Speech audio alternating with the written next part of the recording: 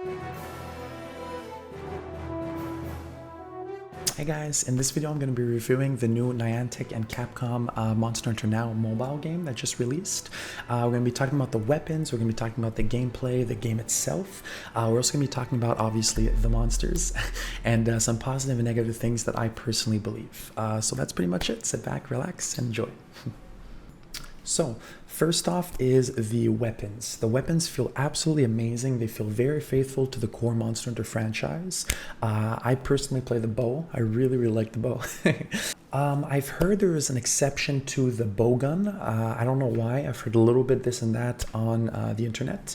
Maybe I don't play the Bowgun personally. I couldn't tell you. I'm just going off of what I've heard. I will be posting a link in the description to every weapon tutorial if ever you need help with that. I'll talk vaguely about each weapon, but if ever you really wanted to go in depth and really know what they can do and utilize it a lot better, you could check out the description. I'll be tagging some other content creators basically into their weapon tutorials. So, elements become a lot more viable in the end game. Right away, they're kind of lackluster a little bit. At first, you want to concentrate a lot more on raw damage, but towards the end game, you get a whole bunch of new armors, a whole bunch of new weapons. You could upgrade them, and the element becomes a lot better. It becomes basically even better than the just core damage.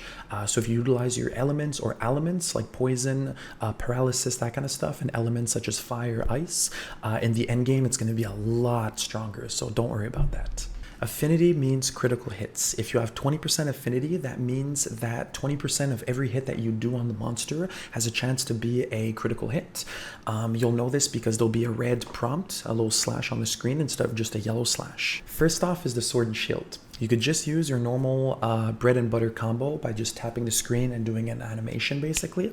If you shield and something hits your shield and it's not too big of a knockback, you could counterattack by tapping the screen, and you'll just do a little lunge forward. You'll be able to jump up the monster, slash him down, but if you hold instead of just tapping right away after the counterattack, after he hits your shield, you'll be able to charge that up. So you'll be able to charge it. It takes a few seconds, I believe.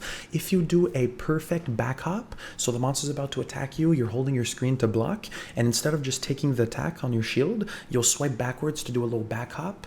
I think it'll be instant basically, so you'll instantly charge up instead of waiting those few seconds while holding your screen, and it'll be a lot stronger, a lot faster, a lot better. And in the end game, you really want to be kind of fast because the monsters are kind of relentless. They just keep attacking, so it'll be a lot more useful like that than always just holding it for a few seconds because you might get hit in that process. Next, we got the Greatsword. Greatsword is a little bit more basic, but very hard because it's the slowest weapon basically. You could do just like in the original games. You could hold down your screen to do just a normal charge. If you swipe up, you'll do a shoulder tackle. That'll be able to take any incoming damage, and from what I've seen personally, it only takes 1 damage off you if you take the attack head on. If you do this 3 times, so you'll shoulder tackle into another one, shoulder tackle again, you'll be able to do a true charge slash, and that is your strongest move. It should be always the one that you want to go for basically. And you could also just hold them, do the attack, do it again without the shoulder tackles basically, and just chain those together. But it's a lot better if you just you tap your screen and then you shoulder tackle, you do it again, and it comes out a lot faster basically. Next is the hammer. Hammer has a few more moves, honestly. If you hold your screen, your character will automatically start running towards the monster and start charging. You have 3 levels of charge. The first one's just a normal little swing, not too much of a big deal. Second one's an uppercut. By the way, with the hammer, you always want to be aiming for the head. And the third charge on the hammer does a big, basically overhead smash. Very good. And if you dodge, I believe you could go into the Big Bang combo. It puts you in place for a long time, so you might get hit, but it does a lot more damage. And I believe if you hit after a second charge, basically the uppercut, you'll be able to do I forgot what it's called, but you basically do a big overhead smash. So that's pretty much it for the hammer. Next is the Longsword. Longsword is the weeb stick, as they call it in the community. Very cool weapon. Personally, I like it a lot. You'll be able to do a few different things. If you hold the screen, you could go into a sheathing attack, and that's basically a counter. So if the monster attacks you and and you let it go right as he's attacking you, you'll do a little swift, basically, and you'll do a lot more damage on the monster while you're filling up that bar at the bottom. Once that bar gets filled up, you could tap your screen, you'll go into a Spirit Head Helmbreaker, I believe it's called, and you'll do a lot more damage like that. That's basically like the Great Sword's True Charge slash, so you always want to be aiming for that. And you could also do a sidestep, I believe. If you dodge the monster just right and you swipe, you'll do a big sidestep, and yeah, looks pretty cool. Next up is the bow. So the bow is personally my favorite one. It's a lot more simple, but it's more strategic, I guess you could say. You got to be holding on your screen. You have 3 levels of charge, so it'll glow up. The first level is just a normal shot. Then you have 2 more levels, and it will glow red and even more red afterwards to let you know that you're at your level 3 charge. Or maybe it's level 4. I couldn't tell you. But basically, you always want to be holding down up to the 2nd charge, and then when you swipe to dodge, it'll charge up right away to the 3rd charge. So you could play around with that a little bit, play a bit more strategically. I've heard, unfortunately, that lock-on does not work for the bow. So if you want to aim for the head or the wings or anything like that, you got to basically do it manually, do it yourself. But a very, very fun weapon. I personally really love it. You could always dodge whenever the monster's coming towards you, regardless if you're at a level 1, 2, or 3 shot. And you could also just sit there and charge all the way up to level 3 for some pretty big damage. You got pierce shots, you got the spread, and you got the rapid shots. Pierce, basically, if you hit the monster from wing to wing, head to tail, it'll go all through the monster, and it's basically 1 arrow. Rapid shot is a bit more the same thing. It's I think it's a few more arrows, maybe like 3 or 4, depending on the level you're at. And it'll go in one, like a sniper a little bit, you know, go into one place, and that's pretty much it. And then you got the spread shot. Spread shot is basically like a shotgun. It goes everywhere, it spreads, and it's good for those large areas. Like, for example, Paolumu, when he has his neck pouch open and he's flying in the sky, if you use the spread bow, it's going to go a lot more area, basically. Your special attack for that is the Dragon Piercer. And with the Dragon Piercer, you want to be aiming from the wing to the wing or the head to the tail. Like, that'll go all through the monster, and yeah, pretty much do a lot more damage than if you just shot him like from the side of the head. Next up is the Bowgun. The Bowgun, I'm not too familiar with the Bowgun, I'm gonna be honest. You basically just tap your screen to shoot. I believe it'll cycle through different rounds. If you hold, you could automatically shoot, and once you got no more ammo, you could reload. You could do a sidestep and keep shooting. So I think that's pretty much it for the Bowgun. But like I said, guys, I'll link everything in the description for tutorials on every single weapon, so you can get it for someone that actually knows how to use these weapons. You know, personally, I've used them a little bit here and there, but I've mainly just been maining the bow. So that's pretty much what I've been doing. So next up would be the monsters. The monsters are very faithful to how they are in the main games. Their attacks are pretty well done, honestly. It feels really good to hit them, to dodge them, to counterattack, break parts as well. Breaking parts really does feel good. It's very, very nice. So overall, the monsters are very, very well made. Each monster has a different weakness, whether it be element, or both. Like I said earlier, elements are poison, paralysis, and elements is more like ice, fire, and water. There's more, obviously, but those are just like the main concepts. Unfortunately, there is no layered armor yet. Apparently, fashion is a very big deal in the Monster Hunter community. But hopefully one day they add some layered armor, because that'll be really, really nice. Because from right now, you're just mixing and matching different armors. It doesn't really look the best depending which one you do. You could be very lucky and have an armor set that looks absolutely amazing. But for example, you have like the white Paolumu, and then you have the red Anjanath, and then you have the Rathalos. Sometimes they really don't mix and match well, and it doesn't look the best, but overall it's still a good deal. Certain monsters will spawn in certain biomes. Some of them share the same biome, some of them have different ones. If you're staying home and you're just like spending the day alone, you know, at home basically, and you're playing Monster Hunter now, I believe they'll respawn every couple of hours. So every couple of hours it'll refresh and you'll have new monsters on the map. You could go take a walk, you could go grab them all if you're like staying in the neighborhood a little bit. But honestly, it won't happen right away. Some people I've been hearing is like, it's been 30 minutes and they're still not recycling. Well, it takes a little longer than 30 minutes. So it'll take about a couple of hours, and then they'll recycle. You'll be able to get new ones, all this kind of stuff. And also the same thing goes for vegetations. So for example, like small monsters and, you know, just resources, those are a bit more frequent actually. So they'll come up maybe every 30 minutes to 20 minutes. You'll be seeing new ones all the time. So that's basically how that goes. Also in the biomes, for example, you're into town, there's a landmark. Depending on the biome, it'll be a vegetation, it could be a bone, or it could also be a mining thing. So I believe in the swamps, it's the mining, the crystals. In the forest, it'll be the vegetation, and also in the desert, it'll be the bones. So, for example, if you're always going to the same location, for that marker, it'll always rotate depending on the biome that it's in. They said that they will be adding events every month or so in the game. They'll be adding new weapons, of course. They'll be adding more monsters. We're definitely getting Zinogre, my personal favorite monster. He's coming in December, I believe, along with some new weapons. So hopefully they add a lot more weapons like the insect blade, the charge blade, the switch axe, dual blades, hunting horn, all these kind of weapons. That'll be really, really nice to see. I know a lot of people have been wanting their main weapons in the game, and I'm sure there's a way to do it, honestly. I've been speculating in my head at different moves that they could use in the app, so that'll be really, really fun to see. They also said, that eventually they want to add all of the monsters, every single one. So that's around 200, give or take, maybe a bit more, maybe a bit less monsters in the entire franchise. They said they want absolutely everything, all the monsters in the game eventually. So that'll be really, really cool to see. They also said that they might add an original monster, so a brand new one that I haven't seen. I believe for Pokemon Go, it was Metal Tang or whatever. I'm not too familiar, I'm sorry. So maybe it'll be really, really nice to see an original monster that we've never even seen in the whole Monster Hunter franchise added to Monster Hunter now. Maybe it could come on the consoles too eventually. That would be really cool to see personally. I'll be very curious about future raids, so maybe adding Fatalis, Alatreon, a lot of Elder Dragons.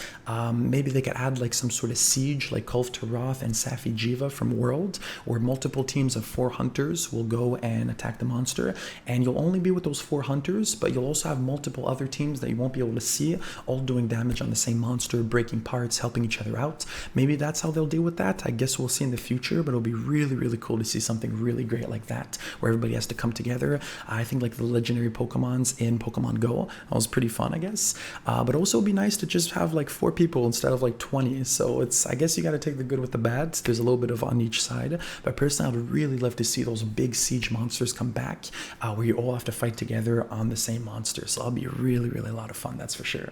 Now we're going to be talking about the negatives of the game. So I talked about how great the game is, how fun it could be, different things I'd like to see in the future, but this part of the video is going to be a bit more on the negative side, unfortunately.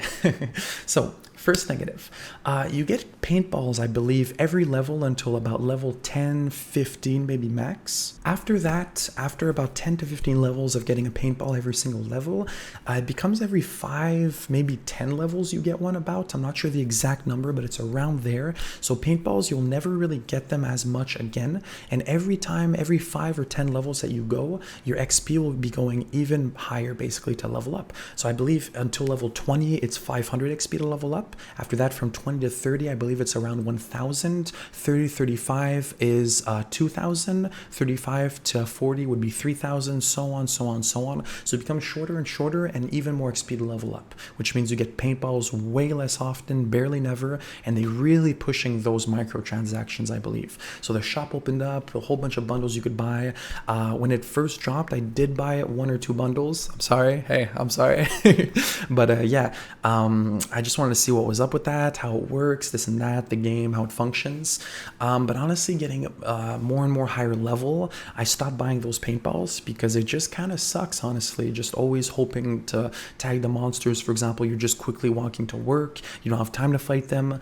So I believe paintballs should be a lot more frequent for the free version anyways, instead of always just pushing to sell them. So that would be a lot better in my opinion. Next thing, you will hit a progression wall at a certain point. I've read a lot online too that this happened to other people, not just myself.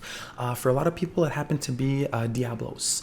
Personally, once you get the Legiana weapons, which Diablos is weak to, maybe Paralyzed 2, you could upgrade with the Great Gyro, but honestly, it just becomes such a screeching halt and a standstill. He'll be like a huge wall that you won't be able to get over unless you get those Legiana weapons. Personally, I've fought 13 Legianas so far in the game. I didn't even once get a single wing, so I still can't make the ice bow to take on Diablos. I did manage to get him with my fire bow just because I got so lucky. I think I tried for 2 days constantly throwing myself at him over and over again until I finally made it with 1 or 2 seconds left in the whole hunt. I was really, really happy when I beat him, but I was very pissed off as well. So, you will hit a progression wall at some point, and then that comes to the next topic, the item drop rate. Item drop rate, yes, in the original game, it was a very, very rare that you'd get some things. Sometimes you have to grind the monster a few times before you ever get what you wanted, but it was never this much. I never had to, for example, Gyarados, I think I've killed him like what? I've hunted him 17 times, 20 times. I still haven't gotten a Fang. I'm always breaking his head. For Pukey as well, I'll need his wings to upgrade my poison bow. I was never able to get those wings ever. It says a 4-star Pukey. I've been hunting 4 stars, breaking both wings each and every time. Same goes with Legiana. I always break both of his wings, and about 10 to 15 to 20 times, never once did I ever even get a wing. So I was very upset about that. I kept grinding. And another thing, Legiana, for example, if you really need a monster, depending which one it is, sometimes it feels like you'll never be able to get him. So for example, for me, it was Legiana. Like I said, he was just never really spawning for me. I would always be looking out for Legiana. They're so rare for me personally anyways, in my area, my luck. I've been trying for the past week and a half, and still I've hunted maybe 13 of them in that time. Compared to Pukeys, you got Kuluyakus, Baroth, you also got the Great Jagras. I get them like nobody's biz. Even Anjanath I get all the time, and Raytheon. But for some reason, when it comes to Legiana, I could never find a single one. If I'm lucky, I'll find 1 or 2 every 2-3 days, and that's pretty much it. So it's a lot more rare, and once you do finally fight them, it's very rare, like I said, that they'll drop the materials you need. For me personally, and for a lot of different other people that I've been looking this up for, maybe not for everybody, that's for sure, but for the very big majority, I'm guessing anyways, that it's just, the item drop is very tough. And I believe they do this once again because of the microtransactions. Once you hit that, you finally get that wing that you wanted so much, they'll want you to spend gems to double the reward so you could get even more of them. So honestly, it's kind of scummy. It's kind of sucks, but it is what it is. Hey, it is what it is. Also, a random little thing to put in there, again, speaking about the drop rate, I fought a Raytheon. It says I hunted him 34 times, and I still can't make a single piece of armor. I can't make her weapons. I can't make anything with a Raytheon, even though I've hunted her 34 times. So for some reason, I just can't get the scales. I can't get the whatever I need to make her weapons or armor. I still can't make a single one. And that doesn't count with after that, you got to upgrade every single piece of armor, all the weapon. You want to just upgrade everything. So it's just, you constantly have to throw yourself at these monsters hundreds of times to finally be able to get something you need. The drop rate is really horrendous in this game. I really hope they change that one day. Maybe just a little bit more common. And another thing, you'll be fighting 5-star, 4 and 5-star monsters, and they'll constantly be dropping rarity 1 items. So you really don't want those rarity 1s. You want the 2s, the 3s, the 4s. I believe it goes up to 3. Actually, no, 4 or 5 because of the purple. So it's just a whole thing, honestly. So like I said, I really hope they fix that in the future, but I guess we'll see. It's up to them. 2 more things I think I want to talk about for the negatives of the game. The timer kind of sucks. It is what it is. I understand it's a little pocket game, but sometimes, like I said, with that Diablos, where you're throwing yourself at him constantly all the time, that timer really does get to you a little bit, because you haven't hit it a single time. You're just taking it easy, trying to play strategic a little bit, not to get hit by his big attacks. But that timer is always what gets you. I can't tell you the number of times where I got him in the red and the timer just gives up. After 1 or 2 more shots, I would have shot at him. It would have been over. I would have gotten it. But that timer really is looming over you all the time. I get it. Like I said, it is what it is. But that's another little negative I'd say about it. I'm not saying they should change it or anything like that. But I'm just saying that, like in Monster Hunter, you'd have 50 minutes to kill something. Now they expect you to do it in, 75 seconds, I believe. So, it's something else to think about, I guess. The last thing of the negatives I have to say, I'm sure a lot of people have different opinions on this for sure, but this is just my personal experience. The potions, they give you around 5 potions a day, and it caps at 10 potions. So unfortunately, you won't be able to stack them and save them up because they really want you to spend money on those paintballs, on the potions in the store, everything like that. So you'll never be able to hold more than 10 potions at once. So in the game, it was kind of like this as well. You could only hold 10 potions while you're going out on a quest. But if you want to stack it up in your items, not just bring it out to fight the monster, just save it up. You'll never be able to get more than 10. Even if you never get hit, you never get anything like that, and it's been 3, 4, 5 days, a week, you'll never be able to hold more than 10 potions. So you'll be claiming those daily potions, but they'll just go into the deep dark hole. So you can't really do nothing with them. 10 is the maximum you could have. But if you buy potions, on the other hand, you'll be able to have 15, 20, 30 potions. Doesn't matter. matter, you'll be able to have a whole bunch. So they're really pushing that those payments on you. They really want you to buy the potions, they want you to buy the paintballs, they want you to spend your money basically. So that's another negative I find. That's pretty much it for the negatives. So let's move on to the ending, the outro of the video basically. Overall, Monster Hunter Now is a very, very good game to play on the go. Its intent is to shine a lot more light on the main Monster Hunter series, which is has more weapons, it has more armor, more content, more monsters, more maps, which are the biomes. They're just bigger and better in every single sense of the way. The weapons have a lot more moves. Everything's just way more in depth. So if you're really enjoying Monster Hunter Now, go pick up a version of either Monster Hunter World Iceborne or Monster Hunter Rise Sunbreak. I'm pretty sure you guys are gonna have an amazing time, especially if you play with friends. I'm very excited for the future of Monster Hunter, which is personally my favorite franchise. It's worth the play, but not worth the pay, in my opinion. It's designed for you to spend a lot more money once you reach a certain point and you get invested in it. They really grab you and they really want you to drop money on paintballs. They want you to put money in potions and all those kind of stuff that we talked about in this video. They might add a lot more stuff like traps or things like that, stuff designed to help you in the bigger and harder fights. So maybe when they'll add elder dragons in the mix later on, which they definitely did say they'll do because they said they want to add every monster in the game. So when those fights hit, I'm sure maybe they will be fun if they could add some traps or anything like that to design you to help you fight the monsters better. Hopefully they don't make you pay for them. Maybe some demon drug, some armor drug, I believe it's called. So honestly, it'll be a lot more fun to see that if they put this in the main game. I'm excited for all the new weapons they're going to add. Hopefully Charge Blade Insect Glaive, personally it's one or two of my favorite weapons in the game. I'm excited for the new monsters they're going to be putting in, so Elder Dragons, Zinogre for me personally, hopefully Legiacruz, please Legiacruz. So hopefully they're going to be adding all these new things to the game. I'm very excited for the future of Monster Hunter Now, but I'm even more excited for the Monster Hunter 6 reveal that they might be adding in the next few months. Hopefully we're hoping that they would announce them in the Tokyo Game Awards, which was I believe last week. They didn't, unfortunately. So hopefully it's going to be in December for the Game Awards. And if not, they might do it for their 20th anniversary in March. So I guess we'll see where everything goes. Personally, I absolutely can't wait for the future of this game. It's my favorite, like I've said. Let me know how you guys are enjoying the game. Let me know your thoughts and impressions in the comment section below. Hopefully you guys are enjoying the game. If not, let me know why, what you love about the game, what you don't like. Maybe we could talk about it a little bit. It'll be really, really fun. And maybe talk about the future as well of the game. So yeah, let me know all that. Thanks so much for watching. Take care. Love you guys and enjoy the rest of your day.